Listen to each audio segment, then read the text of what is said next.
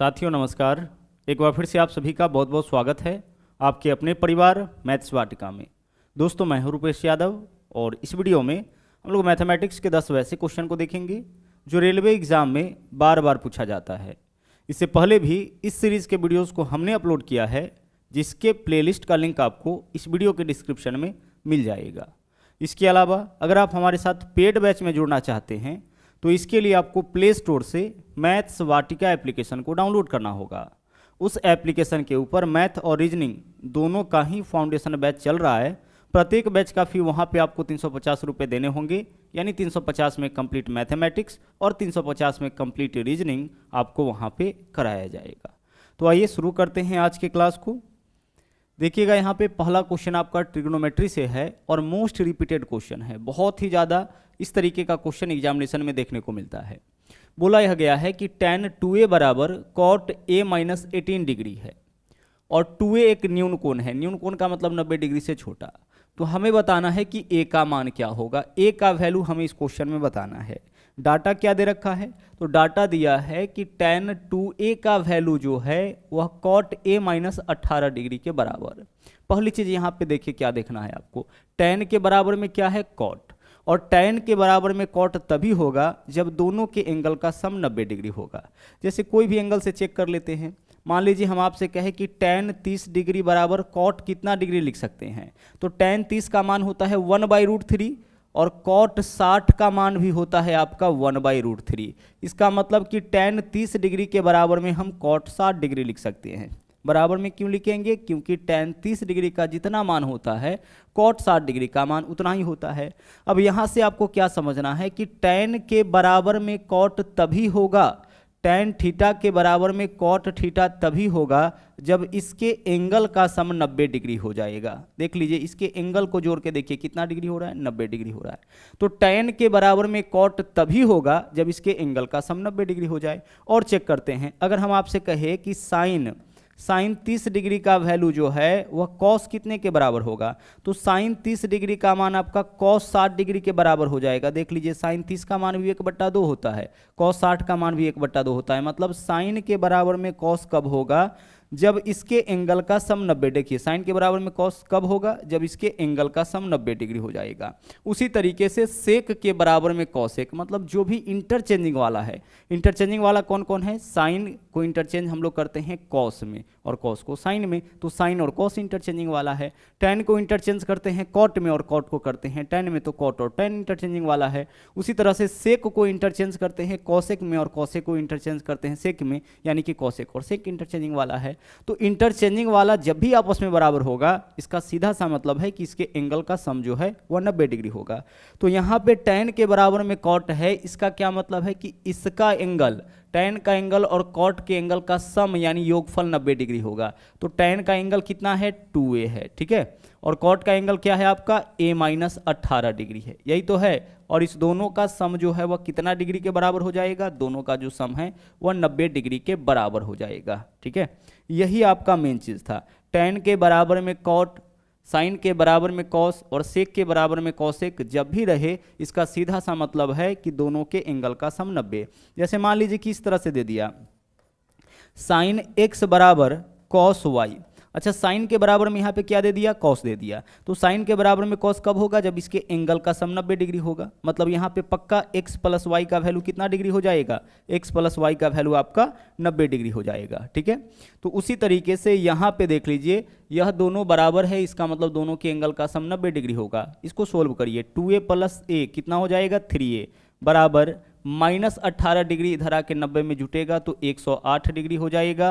3 इधर गुना में इधर आएगा तो भाग में, 3 से अगर इसको हम काटेंगे तो 3 तिया 9 हो जाएगा, 1 3 6 18, यानी a का वैल्यू आपका कितना हो जाएगा? 36 डिग्री। तो विकल्प a जो है वह आपका इस क्वेश्चन का सही आंसर हो जाएगा। बहुत इंपॉर्टेंट क्वेश्चन था। आगे बढ़ते हैं, अगले क्वेश्चन में आते हैं। दूसरा देख लीजिए, यह भी क्वेश्चन आपका मोस्ट रिपीटेड है, ठीक है। और इसको हम लोग प्रोसेस से नहीं बनाएंगे, एक ऐसा ट्रिक आपको बताएंगे जिससे इस तरह के क्वेश्चन का आंसर ना आप सिर्फ डाटा को देख करके बता सकते हैं। आइए क्वेश्चन को हम लोग समझते हैं। बोला है एक आदमी 20% के लाभ पर कुल 2 साइकिल बेचा।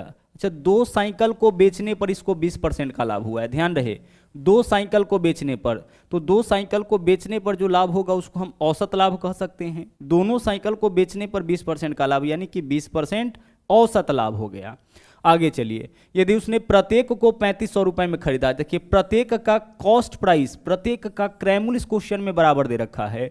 आगे बोला है कि पहले पर 5% का लाभ हुआ तो दूसरे साइकिल पर उसे कितना लाभ होना चाहिए। पहले पर कितना लाभ हुआ, 5% का लाभ। ध्यान से समझिएगा, यहाँ पे और समझते हैं अच्छी तरह से। देखिए पहले साइकिल पर कितना लाभ हुआ है, पहले साइकिल पर लाभ हुआ है 5%। अच्छा, दूसरे पे कितना लाभ हुआ है, दूसरे पे नहीं पता है, तो हम मान लेते हैं कि दूसरे पे X% का लाभ हुआ।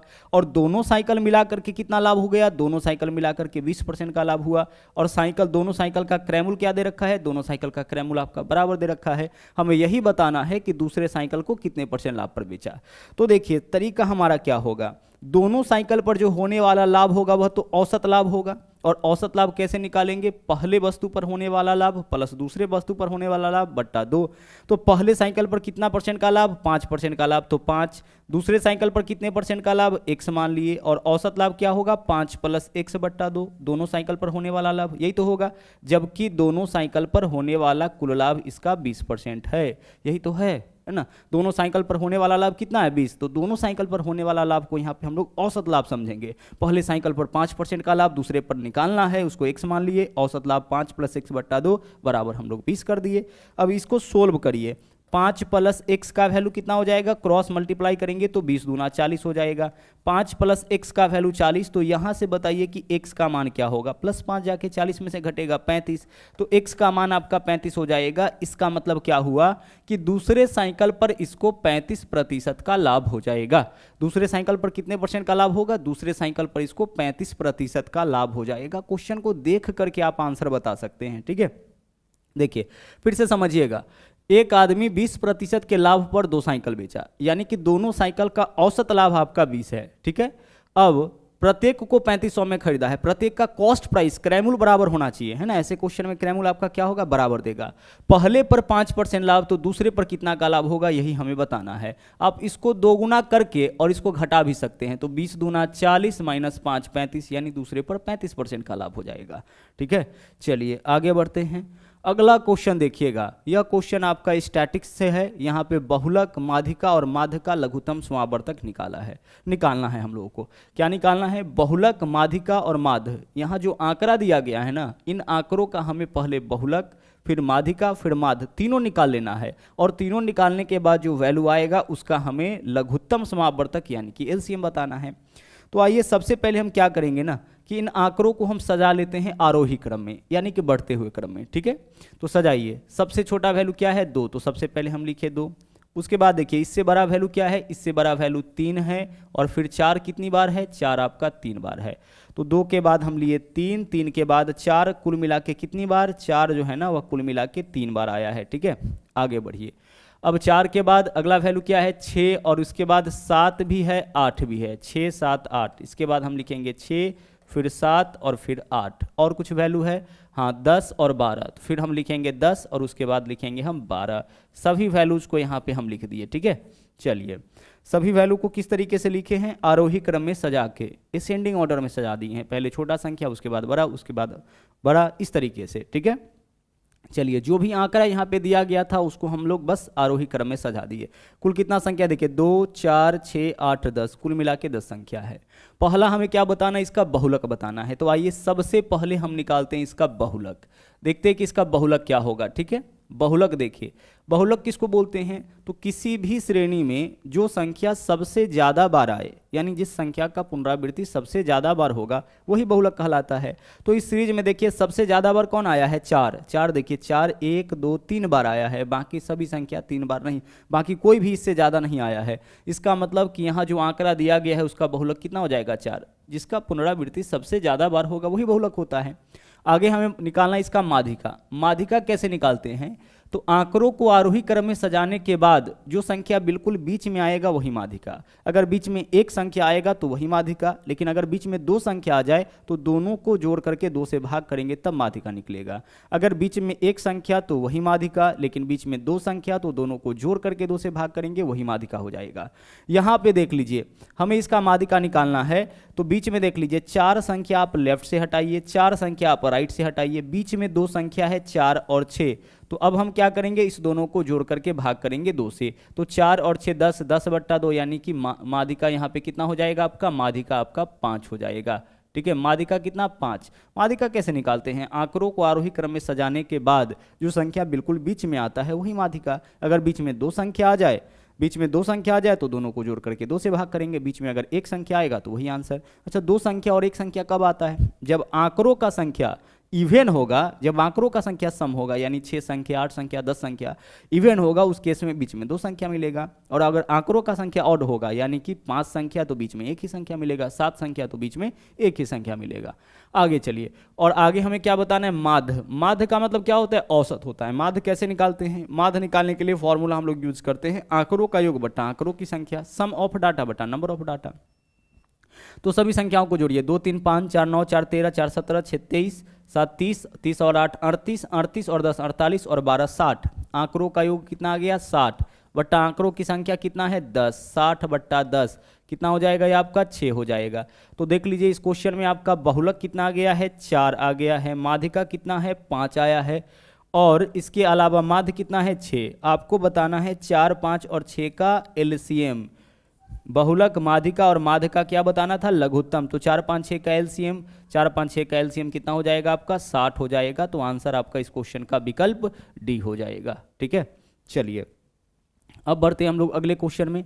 अगला क्वेश्चन देखिए, अगला क्वेश्चन यहाँ पे आपका पॉलीगन से है। देखिए हर एक क्वेश्चन को हम लोग इस तरीके से करेंगे कि दोबारा से अगर इसी टाइप का क्वेश्चन कभी भी आपके सामने आए तो उसे करने में आपको दिक्कत ना हो, है ना, वह क्वेश्चन आप आसानी से बना सके। अगला क्वेश्चन देखिएगा, यहाँ पे क्या है, बोला है कि समसप्तभुज, समसप्तभुज यानी कि 7 भुजा है और सातों भुजा बराबर है। अगला देखिए समद्वादशभुज, द्वादशभुज का मतलब होता है 12 भुजा, 10 भुज का मतलब 10 भुजा होगा, लेकिन द्वादशभुज का मतलब होता है 12 भुजा के प्रत्येक। अच्छा देखिए यहाँ पे क्या शब्द लगाया गया है, प्रत्येक आंतरिक कोणों के माप का अनुपात क्या होगा, यानी कि हमें एक समसप्तभुज और एक समद्वादशभुज के प्रत्येक आंतरिक कोण का अनुपात बताना है। पहली चीज कि किसी भी बहुभुज के सभी अंतःकोणों का योग होता है n-2 इंटू 180 डिग्री। इससे हम लोग क्या करते हैं, इससे हम लोग निकालते हैं किसी भी बहुभुज के सभी अंतःकोणों का योग। जैसे मान लीजिए, अच्छा इसमें भी n के स्थान पर हम लोग रखते हैं भुजाओं की संख्या। बहुत इंपॉर्टेंट फॉर्मूला है, बहुत ज़्यादा काम आएगा, ध्यान रखिएगा। क्या है आपका, किसी भी पॉलीगन का, पॉलीगन यानी बहुभुज किसको बोलते हैं, तो 3 या 3 से अधिक भुजाओं से घिरा हुआ समतल क्षेत्र बहुभुज कहलाता है। जैसे त्रिभुज, चतुर्भुज, पंचभुज, षष्ठभुज, सप्तभुज, अष्टभुज, 10 भुज, 12 भुज, 20 भुज, सबका सब क्या है, हमारा पॉलीगन है, सबका सब क्या है, बहुभुज है। और किसी भी बहुभुज के सभी अंतःकोण, जैसे यहाँ पे देख लीजिए ना, हम एक त्रिभुज लिए तो इसके सभी अंतःकोण मतलब तीनों कोण, तो तीनों कोण का योग कितना होता है, इसका 180 डिग्री होता है। यह बात पता है, फॉर्मूला से भी निकाल सकते हैं। त्रिभुज तो n के जगह 3 लेंगे तो 3 - 2 1, 1 गुना 180, 180 डिग्री हो जाएगा। तो कोई भी जो पॉलीगन होगा उसके सभी अंतःकोणों का योग हम लोग इस फॉर्मूला से निकाल सकते हैं। अगर मान लीजिए कि पंचभुज होगा तो n के जगह क्या लेंगे 5, सप्तभुज होगा तो n के जगह क्या लेंगे 7, दसभुज होगा तो n के जगह क्या लेना है 10, बस। अब चलिए क्वेश्चन पे, बोला है कि समसप्तभुज, तो समसप्तभुज के सभी अंतःकोणों का योग क्या होगा, तो n के जगह हम लेंगे 7, n के जगह 7 लीजिएगा तो 7 - 2 गुना 180 डिग्री, यह सतभुज के सभी अंतःकोणों का योग होगा। और हमें पता करना है प्रत्येक अंतःकोण का अनुपात, तो सातों कोणों का योग इतना है, इसमें अगर हम 7 से भाग करेंगे तो प्रत्येक अंतःकोण का माप निकल जाएगा। क्या बताने, प्रत्येक अंतःकोण का माप, सातों कोणों के योग में 7 से भाग करेंगे तो प्रत्येक अंतःकोण का माप निकलेगा, और हमें प्रत्येक अंतःकोण का अनुपात निकालना है। उसी तरह से द्वादश भुज का मतलब हो गया 12 भुज, तो n के जगह 12, तो n के जगह 12 लीजिए तो 12 - 2 गुना 180, यही तो होगा 12 - 2 गुना 180 डिग्री। इससे क्या निकलेगा, द्वादश भुज के सभी अंतःकोणों का योग, द्वादश भुज के यानी कि 12 भुज के सभी अंतःकोणों का योग, और सभी अंतःकोणों के योग में 12 से भाग करेंगे। सभी अंतःकोणों का योग कहने का मतलब सभी 12 कोणों का योग पता है, तो सभी 12 कोणों के योग में 12 से भाग करेंगे तो प्रत्येक अंतःकोणों का माप निकलेगा। यह शतभुज के प्रत्येक अंतःकोण का माप हो गया और यह द्वादश भुज के प्रत्येक अंतःकोण का माप हो गया, और हमें इसी दोनों का क्या निकालना है, अनुपात निकालना है। अगर प्रत्येक शब्द नहीं जोड़ा होता तो यहाँ बट्टा में 7 नहीं करते, यहाँ बट्टा में 12 नहीं करते। सप्तभुज के सभी अंतःकोणों का योग 7 - 2 × 180 डिग्री, ठीक है, केवल इतना सभी अंतःकोणों का योग निकल जाता। लेकिन प्रत्येक निकालना है तो कुल मिला के 7 कोण का माप है। चूंकि आपका सप्तभुज है तो इस वजह से हम लोग 7 से भाग किए हैं ताकि प्रत्येक अंतःकोण का माप आपका निकल जाए। अब इसको सोल्व करिए आप, देखिएगा यहाँ पे जो कटने वाला वैल्यू उसके तो आप काट ही लीजिए। तो 180 से तो 180 कटेगा ही, ठीक है। 7 में से 2 माइनस करेंगे, क्या हो जाएगा यहाँ पे 5, बट्टा में 7 है तो 7, अनुपात यहाँ पे देख लीजिए 12 में से 2 माइनस करेंगे तो क्या होगा 10, बट्टा में यहाँ पे आपका 12 है तो रहेगा ही। और वैल्यू काटिए, ऊपर से ऊपर वाला आपका कटेगा, 5 से काटेंगे 5 दूना 10 हो जाएगा, 2 से काटेंगे 2 छक्के 12 हो जाएगा। जो बच गया उसको क्रॉस में गुना करिए तो 6 यहाँ आ जाएगा, 7 यहाँ आ जाएगा, यानी कि 6:7 यही आपका इस क्वेश्चन का आंसर हो जाएगा, ठीक है। अनुपात में क्रॉस मल्टीप्लाई करते हैं तो 6 यहाँ पे आ जाएगा, 7 यहाँ पे आ जाएगा। तो 6:7 यही समसप्तभुज के और द्वादश भुज के प्रत्येक अंतःकोणों का अनुपात हो जाएगा। तो विकल्प डी आपका इस क्वेश्चन का आंसर हो जाएगा। प्रत्येक शब्द नहीं जोड़ता तो यहाँ बट्टा में 7 और यहाँ बट्टा में 12 करने की आवश्यकता नहीं थी। चलिए आगे बढ़ते हैं, अगले क्वेश्चन में आ जाइएगा। हमें बताना है 41,616 का वर्गमूल। पिछले वीडियो में हमने आपको वर्गमूल निकालना सिखाया था कि कोई भी जो नॉन परफेक्ट स्क्वायर नंबर होगा उसका वर्गमूल कैसे निकालिएगा। यहाँ पे परफेक्ट स्क्वायर नंबर है, इसका वर्गमूल कैसे निकालेंगे, तो यह तो और सिंपल है। जब भी किसी संख्या का वर्गमूल निकालना होगा ना तो पीछे से 2 अंक आप हटा लीजिएगा। क्या करिएगा, पीछे से 2 अंक आपको हटा लेना है, और पीछे से 2 अंक हटाने के बाद जो बचेगा उसके बारे में आपको सोचना है कि किसका वर्ग करे कि या तो 416 या 416 से कम आए, ज़्यादा नहीं आना चाहिए। क्या सोचना है कि किसका स्क्वायर करे कि या तो 416 के बराबर आ जाए या फिर 416 से कम आना चाहिए, ज़्यादा नहीं आना चाहिए। तो अगर हम 20 का वर्ग करेंगे तो 400, और 21 का वर्ग करेंगे तो 441, तो 20 हो जाएगा। इसके बदले में क्या लिख दिए, 20। अब आगे हमें एक चीज़ और सोचना है कि क्वेश्चन के इकाई स्थान पर क्या है, 6 है। तो अब हम इसके इकाई स्थान पर कौन सी संख्या होगा इसके बारे में सोचना है। हम इसके बदले में लिखे हैं 20, अब इसके बदले में कौन सी वैल्यू ले, तो सोचिए कि क्वेश्चन के इकाई स्थान पर 6 है तो यहाँ पे ऐसा कौन सा संख्या ले जिसके वर्ग करने पर 6 आ जाए। तो यहाँ पे आपका 4 भी हो सकता है और 6 भी हो सकता है। कहने का मतलब कि हमारा आंसर 204 भी हो सकता है और 206 भी हो सकता है। ऑप्शन में तो आपका 206 है नहीं, यानी हमारा आंसर क्या हो जाएगा, 204 हो जाएगा। लेकिन अगर ऑप्शन नहीं रहता उस केस में हम क्या करते, तो ध्यान से समझिएगा। हम क्या करेंगे कि इस चीज़ को पता करने के लिए कि यहाँ पे हमें 4 लिखना है, ठीक है, यहाँ पे हमें 4 लिखना है कि 6 लिखना है, तो इसके लिए जो आप यहाँ पे संख्या देख रहे हैं एक बार उसका स्क्वायर करेंगे तो 20 का स्क्वायर 400, और एक बार इसके जस्ट बाद वाले संख्या का स्क्वायर 21 का स्क्वायर 441। जो वैल्यू आपने यहाँ पे निकाल रखा है एक बार उसका स्क्वायर और एक बार उसके बाद वाले संख्या का स्क्वायर। और अब हम लोग यह देखेंगे कि 416 इस दोनों में से किसके ज़्यादा करीब है, इसके करीब है कि इसके करीब। तो 416 पहले वाला के ज़्यादा करीब है, तो इस दोनों में से पहले वाला आपका आंसर हो जाएगा, यानी कि 204 जो है वह आपका इस क्वेश्चन का वर्गमूल हो जाएगा। ठीक है, बहुत ही अच्छी तरह से डिटेल में हम स्क्वायर रूट और क्यूब रूट पढ़ा चुके हैं, उसका लिंक आपको इस वीडियो के डिस्क्रिप्शन में छोड़ देंगे। तरीका समझ में आ गया है। अब इस क्वेश्चन में हमें कुछ नहीं करना था, पीछे से 2 अंक छाटे, किसका वर्ग करें कि या तो 416 आ जाए या उससे कम, तो ऐसा तो 20 वाला ही है, तो विकल्प बी हमारा आंसर हो जाएगा। सिर्फ डाटा को देखिएगा, आंसर आपका आ जाएगा। आगे बढ़िए अगले क्वेश्चन में। यहाँ पे देखिए एक इस तरीके का क्वेश्चन भी बहुत ज़्यादा रिपीट करता है, जहाँ पे tan या फिर cot जो है वह गुना के रूप में दिया जाएगा। ऐसे क्वेश्चन में आपको क्या करना है कि देखना है कि इस पूरे सीरीज में से किसका मान आप निकाल सकते हैं। 8 का, 22 का, 68 का, 82 का नहीं निकाल सकते हैं। किसका मान निकाल सकते हैं, cot 60 का। तो जिसका आप मान निकाल सकते हैं वही आपका इस क्वेश्चन का आंसर हो जाएगा। तो cot 60 डिग्री का मान बोलिए क्या होगा, cot 60 डिग्री का मान 1/√3 हो जाएगा, यानी कि विकल्प सी जो है वह आपका इस क्वेश्चन का आंसर हो जाएगा। tan गुना में रहे, cot गुना के रूप में रहे, उस केस में आपको क्या देखना है कि उस पूरे में से आप किसका वैल्यू निकाल सकते हैं। जिसका वैल्यू आप निकाल लीजिएगा उसका जो वैल्यू होगा वही आंसर हो जाएगा। ऐसा क्यों होता है समझ भी लेते हैं इसको। देखिएगा, होता यह है कि जब भी tan गुना tan रहे और एंगल जोड़ने पर 90 डिग्री आ जाए तो वहाँ पे वैल्यू 1 हो जाता है। तो tan 8 का अगर हम tan 82 के साथ गुना करें तो इसका वैल्यू क्या हो जाएगा 1। उसी तरह से अगर हम tan 22 को गुना करें tan 68 डिग्री के साथ तो इसका भी वैल्यू क्या हो जाएगा 1। तो यह दोनों मिला के 1 हो गया और यह दोनों मिला के 1 हो गया। तो 1 गुने 1 करेंगे तो क्या बचेगा फाइनली cot 60 डिग्री ही बचेगा, और cot 60 डिग्री का जो मान होता है वही आपका आंसर हो जाएगा। अच्छा, 1 क्यों हो जाता है इसको भी समझ लेते हैं। तो देखिएगा यहाँ पे आप देखिएगा, हम गुना करते हैं tan 30 डिग्री का गुना करते हैं tan 60 डिग्री से। tan 30 डिग्री का गुना किसके साथ करेंगे, tan 60 डिग्री के साथ करते हैं, करके देख लेते हैं। देखिएगा tan 30 का मान क्या होता है 1/√3 होता है, और tan 60 का मान क्या होता है √3 होता है। इस दोनों को गुना करके देख लीजिए कितना आ गया गुणनफल 1 आ गया। कहने का मतलब जब भी tan गुना tan रहे और एंगल का सम 90 रहे तो इसका मान 1 होगा। tan का गुणनफल 1 हो जाएगा कब, जब इसके एंगल को जोड़ने पर 1 आए, और cot का गुणनफल 1 हो जाएगा कब, जब इसके एंगल को जोड़ने पर 90 आ जाए। तो देखिए tan और tan का गुणनफल, tan 8 और tan 82 का गुणनफल आपका 1 हो जाएगा क्योंकि इसके एंगल का सम 90 है। tan 22 और tan 68 का गुणनफल जो है आपका वह आपका 1 हो जाएगा क्योंकि इसके एंगल का सम 90 है। यहाँ इंटरचेंजिंग भी मेथड काम करता है, लेकिन डायरेक्ट आप यही चीज़ समझिए। और फाइनली आपका क्या बचा cot 60 का जो वैल्यू होगा वही आपका आंसर हो जाएगा।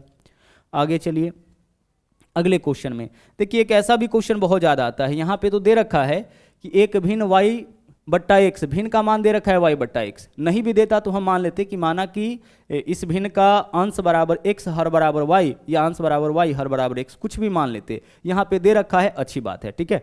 क्या बोला है, भिन्न का एक भिन्न है y बट्टा x, ठीक है, तो y बट्टा x लिख लीजिए। अच्छा, भिन्न का मतलब कि ऊपर वाला जो वैल्यू होगा उसको बोलते हैं हम लोग अंश, और नीचे वाले को हर बोलते हैं, ठीक है। वह अंश हो गया, यह आपका क्या है, हर हो गया। अब अंश में 12% की वृद्धि, तो अंश में 12% की अगर वृद्धि करेंगे तो अंश का मान जो है इसके पूर्व मान के 112% के बराबर हो जाएगा। देखिए अंश में 12% की वृद्धि हो गया, और हर में 2% की कमी, हर में 2% की कमी करने के बाद जो हर का मान है वो 98% के बराबर हो जाएगा। 2% की कमी, तो कोई भी संख्या अपने आप में 100% होता है, 2% कम कर देंगे तो 98% के बराबर हो जाएगा। तो अंश में 12% की वृद्धि यानी अंश का मान अपने पूर्व मान के 112% के बराबर हो जाएगा, और हर में 2% की कमी किया गया तो हर का मान अपने पूर्व मान के 98% के बराबर रह जाएगा, 2% कम जाएगा। अब ऐसा करने पर भिन्न 6/7, ऐसा करने पर भिन्न कितना हो जाता है, इसका जो वैल्यू है वह 6/7 के बराबर। अंश को इतना बढ़ाने, हर को इतना कम करने के बाद जो भिन्न है यानी अंश बट्टा हर का वैल्यू है वह 6/7 के बराबर आ जाता है। बस इसको सोल्व कर लीजिए। देखिएगा प्रतिशत यहाँ भी है, यहाँ भी काट लीजिए, 14 से काटिए, 14 7 98, 14 8 112, नीचे से नीचे वाला कैंसिल हो जाएगा, 2 से काटेंगे 2 चौके 8, 2 से काटेंगे 2 तिया 6 हो जाएगा। अब यहाँ से देख लीजिए y बट्टा x का वैल्यू क्या होगा। ऊपर में देख लीजिए इधर क्या वैल्यू है 3, और 4 इधर गुना में इधर आएगा तो भाग में 3/4, तो y बट्टा x का मान पूछा था, यही हमारा आंसर क्या हो जाएगा 3/4 हो जाएगा, ठीक है। y बट्टा x का वैल्यू क्या होगा 3/4, आपका इस क्वेश्चन का सही आंसर हो जाएगा। अगला क्वेश्चन देखिए, यहाँ पे देखिएगा, यह क्वेश्चन आपका ज्योमेट्री से दे रखा है, ध्यान से समझिएगा। इस तरह का 2 फिगर आता है। इस फिगर में क्या होता है यहाँ पे हम लोग समझ लेते हैं। जैसे मान लीजिए कि हमारा कोई वृत्त है, ठीक है, और इस तरीके से कोई जीवा है हमारा, इसको हम आगे बढ़ाएं। ए बी हमारा कोई जीवा है, ए बी, इसको मत देखिए अभी, इसको देखिए केवल, ए बी आपका कोई जीवा है, इसको हम आगे बढ़ाएं। वृत्त परिधि के, यह परिधि का 2 बिंदु है, इसको मिलाने वाली रेखा आपका कहलाता है जीवा। जीवा को आगे बढ़ाएं और इसके साथ एक स्पर्श रेखा को मिला दिए, ठीक है। अब स्पर्श रेखा जो है इसको हम ले लिए P और इसको हम मान लिए C, ठीक है। PC आपका एक स्पर्श रेखा है जिसको हम लोग अंग्रेजी में बोलते हैं टेंजेंट। गौर से समझिएगा यहाँ पे मामला क्या है। एक जीवा और एक स्पर्श रेखा बाह्य रूप से मिला है, और जीवा और स्पर्श रेखा बाह्य रूप से ही मिलेगा, यानी वृत्त के बाहर ही मिलेगा। तो जब भी एक जीवा और एक स्पर्श रेखा बाह्य रूप से मिले, उस केस में क्या होता है कि बड़का गुने छोटका, ध्यान रखिएगा इस मेथड से याद हो जाएगा। बड़का कहने का मतलब पूरा ए से लेकर के सी तक, तो बड़का कहने का मतलब पूरा ए से लेकर के सी तक का वैल्यू गुने छोटका, छोटका कहने का मतलब कि बाहर वाला वैल्यू, ठीक है। छोटका कहने का मतलब क्या होता है, बाहर वाला वैल्यू, तो बाहर वाला वैल्यू क्या हो जाएगा, BC हो जाएगा। तो बड़का गुने छोटका, बड़का में क्या लेंगे पूरा यहाँ से लेकर के यहाँ तक, और छोटका में क्या लेंगे बाहर वाला, अंदर वाला को शामिल नहीं करना है, ध्यान रखिएगा। बराबर जो टेंजेंट है, जो स्पर्श रेखा है उसका स्क्वायर, बस इस थ्योरम को आपको ध्यान रखना है। बड़का गुने छोटका बराबर टेंजेंट का स्क्वायर, आप इसको भी कर सकते हैं बड़का गुने छोटका, तो इधर तो केवल पीसी है तो पीसी गुने पीसी यानी कि पीसी का स्क्वायर। आप ऐसे याद रखिए बड़का गुने छोटका बराबर बड़का गुने छोटका, तो इधर तो केवल पीसी है तो पीसी गुने पीसी, पीसी का स्क्वायर हो जाएगा, और इधर बड़का क्या होगा ए से लेकर के सी तक का वैल्यू, और छोटका क्या होगा, छोटका बाहर वाला, अंदर वाला को शामिल नहीं करना है।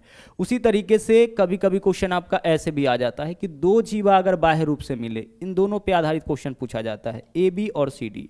ए बी, एक जीवा है आपका ए बी, यहाँ से यहाँ तक का वैल्यू, और एक जीवा है सी डी, और यह ई पे जाके मिला है। यहाँ पे भी बड़का गुने छोटका एक जीवा के लिए, तो बड़का ए से लेकर के कहाँ तक, ई तक, तो ए ई गुना छोटका, छोटका में इसको शामिल नहीं करना है बाहर वाले को, ए ई गुना बी। अब एक जीवा का क्या किया आप, बड़का गुने छोटका किए हैं, तो बराबर दूसरे जीवा का भी क्या हो जाएगा, बड़का गुने छोटका, इस जीवा का हो गया तो इस जीवा का बड़का कहाँ से कहाँ तक, सी से ई तक, तो सी ई गुना छोटका क्या हो जाएगा आपका, इसको तो शामिल नहीं करना है बाहर वाला, तो डी। इससे इसके ऊपर आधारित भी क्वेश्चन आपका पेपर में बहुत ज़्यादा पूछा जाता है। तो इस दोनों थ्योरम को आप याद रखिएगा, बड़का गुने छोटका बराबर बड़का गुने छोटका। अब आइए इस क्वेश्चन के ऊपर आ जाते हैं हम लोग। सबसे पहले देखिए क्वेश्चन में डाटा क्या दे रखा है, बोला यहाँ पे फिगर तो दे रखा है, बोला ए बी का वैल्यू 6, तो ए से बी तक का वैल्यू 6, मतलब यहाँ से लेकर के यहाँ तक का वैल्यू 6 दे रखा है, और बी डी का वैल्यू 2, बी डी का वैल्यू कितना है, बी डी का वैल्यू आपका 2 है, मतलब यहाँ से यहाँ तक का वैल्यू 2, और डी ई का लंबाई, डी ई का लंबाई, अच्छा इसका लंबाई हमें ज्ञात करना है, तो इसका लंबाई हम x मान लिए, इसका लंबाई हमें क्या करना है, ज्ञात करना है। अभी आपने थ्योरम क्या देखा था, बड़का गुने छोटका, तो बड़का में कहाँ से कहाँ तक, ए से लेकर के डी तक, तो ए से डी तक का वैल्यू कितना, 6 और 2 8 हो जाएगा, तो बड़का हो गया 8, गुना छोटका में किसको लेना है, अंदर वाले को नहीं बाहर वाले को, तो 8 गुना 2 बराबर बड़का गुने छोटका इसके लिए, तो यहाँ डी ई गुने डी मतलब केवल x है, तो x गुने x क्या हो जाएगा, x स्क्वायर हो जाएगा, बस स्क्वायर हटाएंगे इस तरफ वाले का रूट हो जाएगा, तो रूट अंडर 8 दूना 16, यही वैल्यू किसका होगा, x का, यानी x का वैल्यू आपका क्या हो जाएगा, 4 हो जाएगा। यही आपके इस क्वेश्चन का आंसर हो गया। केवल आपको थ्योरम याद रखना है, बड़का गुने छोटका, बड़का में यहाँ से लेकर के पूरा यहाँ तक को शामिल करेंगे, और छोटका में बाहर वाला, अंदर वाले को शामिल नहीं करना है, बराबर वही चीज इसके साथ, बड़का गुने छोटका तो एक ही चीज है, इसी को 2 बार गुना करेंगे तो इसका स्क्वायर हो जाएगा। ठीक है, चलिए बढ़ते हैं अगले क्वेश्चन में। अगला क्वेश्चन है आपका, यहाँ पे देखिए समचतुर्भुज, यह भी क्वेश्चन बहुत इंपॉर्टेंट है, बहुत ज़्यादा इंपॉर्टेंट आपका यह भी क्वेश्चन है। बोला है समचतुर्भुज की एक भुजा। अच्छा समचतुर्भुज को पहले देखते हैं होता क्या है। यह हमारा एक समचतुर्भुज हो गया। समचतुर्भुज का क्या होता है, चारों भुजा बराबर होता है लेकिन चारों कोण बराबर नहीं होता है। वर्ग और समचतुर्भुज में यही डिफरेंस होता है, वर्ग का चारों भुजा बराबर, चारों कोण भी बराबर, प्रत्येक कोण का माप 90 डिग्री। लेकिन समचतुर्भुज का क्या होता है, चारों भुजा तो बराबर होता है लेकिन चारों कोण का माप जो है वो आपस में समान नहीं होता है। अब यहाँ पे थ्योरम क्या होता है कि समचतुर्भुज का जो विकर्ण होता है, इसी थ्योरम से हम लोग इस क्वेश्चन को सोल्व करते हैं। समचतुर्भुज से रिलेटेड जो भी क्वेश्चन होता है उसको इसी थ्योरम से सोल्व करते हैं। ध्यान से सुनिएगा, समचतुर्भुज का जो विकर्ण होता है वह एक दूसरे को समद्विभाजित करता है, मतलब इस पॉइंट पे आकर के जो इसका विकर्ण है वह बराबर भाग में बढ़ जाता है। यहाँ से यहाँ तक 8 होगा तो इतना 4, इधर 4, यहाँ से यहाँ तक 12 होगा तो इतना 6, फिर इतना 6 हो जाएगा। यानी कि समचतुर्भुज का जो विकर्ण है एक दूसरे को समद्विभाजित करता है, और जब समद्विभाजित करता है तो यहाँ पे कोण बना लेता है कितने डिग्री का, 90 डिग्री का, यानी 90 डिग्री पे समद्विभाजित करता है। यहाँ भी 90, यहाँ भी 90, चारों तरफ 90 बनेगा। तो चारों तरफ से हमें मतलब नहीं है, एक तरफ से हम लोग क्वेश्चन को सोल्व करेंगे। समचतुर्भुज का विकर्ण क्या करता है, समचतुर्भुज के जो विकर्ण होते हैं वह एक दूसरे को समकोण पे यानी कि 90 डिग्री पे समद्विभाजित करते हैं। अब आगे चलिए, यहां देखिएगा, बोला है कि एक समचतुर्भुज की एक भुजा की लंबाई और दो विकर्ण में से एक का लंबाई 6 सेंटीमीटर। भुजा की लंबाई भी कितना है, 6, तो प्रत्येक भुजा का लंबाई 6, और दोनों विकर्ण में से मान लेते हैं कि ए बी, यहाँ पे ए बी सी डी ले लिए, तो ए सी एक विकर्ण है जिसका लंबाई दे रखा है 6 सेंटीमीटर। बोला है एक भुजा और एक विकर्ण का लंबाई 6 सेंटीमीटर, तो एक भुजा हो गया 6, एक विकर्ण 6, मतलब यहाँ से लेकर के हम मान लेते हैं यहाँ तक का वैल्यू 6, तो यहाँ से यहाँ तक का वैल्यू कितना हो जाएगा, 3 हो जाएगा, या तो 3 ही होगा ना। पूरा विकर्ण का लंबाई 6 है तो आधे विकर्ण का लंबाई कितना, 3 हो जाएगा।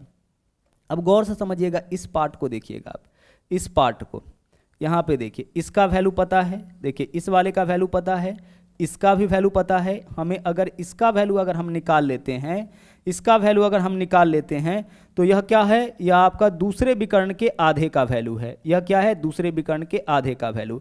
तो इसका वैल्यू अगर निकाल लेते हैं, इसी को डबल कर देंगे तो दूसरा विकर्ण निकल जाएगा। एक विकर्ण कितना है आपका, एक विकर्ण पूरा का पूरा 6 सेंटीमीटर है, तभी तो आधा 3 लिए है ना, और एक भुजा भी 6 है। दूसरा विकर्ण कितना है, दूसरा विकर्ण हम लोग निकालते हैं। अब गौर से यहाँ पे देखिएगा इस पार्ट को, यह एक त्रिभुज बना, और किस तरीके का त्रिभुज, 90 डिग्री है यहाँ पे। तो समकोण किसी भी त्रिभुज का अगर कोई एक कोण 90 डिग्री तो समकोण, और 90 डिग्री के सामने वाला भुजा कर्ण। तो यह हो गया हमारा कर्ण, यह हो गया आपका आधार, मतलब हमें क्या निकालना है, लंब। तो इसका वैल्यू निकालेंगे यानी कि लंब निकालेंगे। तो लंब क्या होगा, कर्ण का स्क्वायर माइनस आधार का स्क्वायर। 6 का स्क्वायर 36, 3 का स्क्वायर 9, 36 में से 9 माइनस करिएगा 27। 27 के लिए हम क्या लिखेंगे, 9 तिया 27, 9 तिया 27 यानी कि 3√3, यही तो होगा। तो 3√3 किसका माप निकला, 3√3 यहाँ से लेकर के यहाँ तक का माप निकला। तो पूरा विकर्ण का माप कितना हो जाएगा, इसका 2 गुना यानी कि 6√3। तो दूसरे विकर्ण का माप आपका निकल गया 6√3। अब ध्यान से समझिएगा, अगर मान लीजिए दोनों विकर्ण देगा तो भुजा का माप निकाल सकते हैं। एक विकर्ण 3, दूसरा 3√3, आधार है, लंब है, कर्ण निकालेंगे, वही समचतुर्भुज की भुजा की माप हो जाएगी। अगर विकर्ण का लंबाई पूछेगा तो भुजा पक्का देगा, भुजा के स्क्वायर में से पहले विकर्ण के आधे का स्क्वायर घटा करके अंडर रूट करिएगा तो दूसरे विकर्ण के आधे का माप निकलेगा, डबल कर लीजिएगा तो दूसरा विकर्ण पूरा पूरा निकल जाएगा। यानी समकोण त्रिभुज वाला रिलेशन होता है, बस इसको समझना है। आगे देख लीजिए, हमें क्या बताना है, समचतुर्भुज का क्षेत्रफल, और समचतुर्भुज का क्षेत्रफल होता है 1/2 गुने पहला विकर्ण। तो पहला विकर्ण कितना है, 6 गुने दूसरा विकर्ण। समचतुर्भुज का क्षेत्रफल हम लोग विकर्णों के मदद से निकालते हैं, ठीक है। समचतुर्भुज का क्षेत्रफल क्या होता है, 1/2 गुने पहला विकर्ण गुने दूसरा विकर्ण। 2 से काटिए, 2 तिया 6, 6 तिरिका 18, 18√3 वर्ग सेंटीमीटर, यही आपका समचतुर्भुज का क्या होगा, क्षेत्रफल हो जाएगा। समचतुर्भुज का क्षेत्रफल हम लोग निकालते हैं विकर्णों के मदद से, 1/2 गुने पहला विकर्ण गुने दूसरा विकर्ण। क्लियर। चलिए इस चीज को फिर से समझिएगा। देखिए बोला है समचतुर्भुज का एक भुजा, भुजा का मतलब कि समझ जाइए कि कर्ण दे रखा है, ठीक है। तो कर्ण का स्क्वायर माइनस बोला है कि एक विकर्ण का लंबाई 6 है, तो आधा कितना हो जाएगा, 3। तो 3 का स्क्वायर अंडर रूट करेंगे, इससे दूसरे विकर्ण के आधे का माप निकलेगा। इसको अगर डबल कर देते हैं तो दूसरा विकर्ण पूरा पूरा निकल जाएगा। और दोनों विकर्ण निकल गया तो क्षेत्रफल निकालने के लिए 1/2 गुने पहला विकर्ण गुने दूसरा विकर्ण कर लेंगे। आगे चलिए, अगला देखिए, यहाँ पे चार्ट से क्वेश्चन है। बोला है एक कंपनी की परिचालन लागत नीचे दिया गया है। कंपनी को चलाने के लिए जो लागत लगता है दे रखा है नीचे। देखिए ऋण ब्याज कितना है, 25%। 2016 का आंकड़ा दे रखा है। 2016 में ऋण ब्याज 25%, वेतन पर 50 और कर 25, सब मिला के 100% हो गया। 2017 में देख लीजिए ऋण ब्याज 25%, वेतन 55%, और यहाँ पे देख लीजिए कर देना पड़ता है 20%। क्वेश्चन क्या है, 2016 में परिचालन पर व्यय किया गया कुल धन 120 लाख। 2016 में कितना है, 120 लाख है। परिचालन पर कहने का मतलब 2016 में पूरा जो कंपनी चलाने पर लागत आया है वह 120 लाख। और 2017 में कुल धन 150 लाख। और 2017 में कितना है लागत, परिचालन पर यानी कंपनी चलाने का कुल लागत 150 लाख। अब बोला है कि 16 के तुलना में 17 में कितना वेतन अधिक दिया गया। 16 के तुलना में 17 में कितना वेतन अधिक दिया गया। तो देखिए 17 का वेतन कितना है, 55%।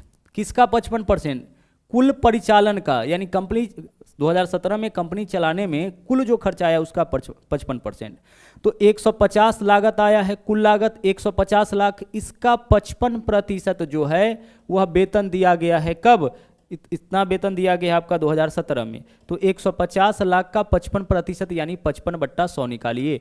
0 से 0 कैंसिल, गुणा करिए, 15 पंचे 75, 5 हासिल 7, 15 पंचे 75 और 7 82 यानी 825 हो जाएगा। 10 से भाग करेंगे तो एक अंक के बाद दशमलव यानी कि 82.5।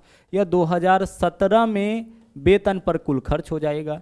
2016 में वेतन पे कुल खर्च, तो 2017 में कंपनी का कुल खर्च कितना है, 120 लाख है, ठीक है। और वेतन कितना दे रहा है, 50%। तो 120 का 50% यानी 50/100 कर लीजिए। 00 से 00, 12 पंचे 60 यानी कि 60 लाख हो जाएगा। तो 17 में आपका वेतन पर जो खर्च है वह 82.5 है और 16 में 60 है, तो कितना अधिक है, तो 82.5 60 से कितना अधिक है, 22.5। तो 22.5 लाख, यही आपका इस क्वेश्चन का आंसर हो जाएगा, ठीक है। चलिए, तो यह था आपका आखिरी क्वेश्चन। आज के लिए इतना ही। वापस मुलाकात होगी अगले दिन फिर से एक नए सेट के साथ, फिर से एक नए कॉन्सेप्ट के साथ। तो मिलते हैं अगले वीडियो में। थैंक यू, जय हिंद।